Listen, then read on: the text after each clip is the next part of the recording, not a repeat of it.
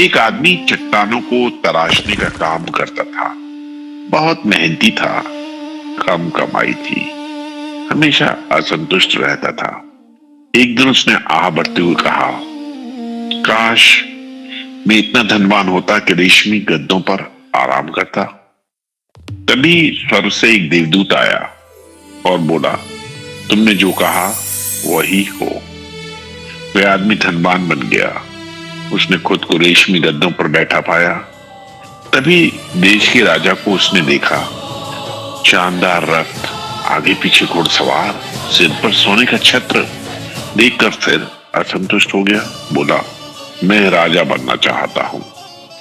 देवदूत फिर आया, बोला, तुमने जो कहा वही बनो। अब वह राजा बन गया था। एक दिन तेज धूप से धरती झुलस रही थी। राजा को लगा सूरज उससे अधिक शक्तिशाली है और चिल्लाया, मैं सूरज बनना चाहता हूँ, सूरज बनना चाहता हूँ। देवदूत ने उसकी इच्छा पूरी कर दी।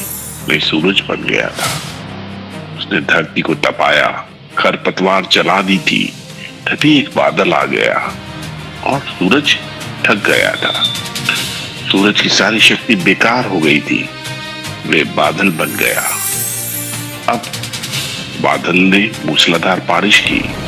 नदियां उफन पड़ी थी, खेत डूब गए थे। चट्टान पर उसकी बूंदों का कोई असर नहीं हुआ।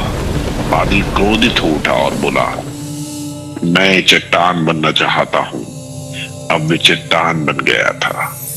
तभी एक आदमी हथौड़ी और छेनी लेकर आया और चट्टान को तराशने लगा। चट्टान रूपी उस व्यक्ति ने सोचा, अरे इस आदमी में कितनी शक्ति है, और फिर बोला, मैं आदमी बनना चाहता हूं। देवदूत ने फिर उसे पत्थर तराशने वाला आदमी बना दिया। अब वह मेहनत करता था, कम कमाता था, लेकिन इस बार वह संतुष्ट था।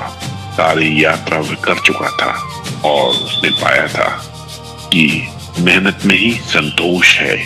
कहानी का संदेश है, जो हमारे पास है उसे सही तरह से देखना, उसकी कद्र करना।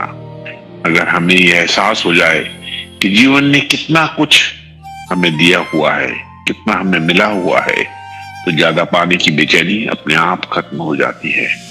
अल्पे भी संतोष है परमानंद। अल्प नहीं संतोष हो तो परम आनंद है।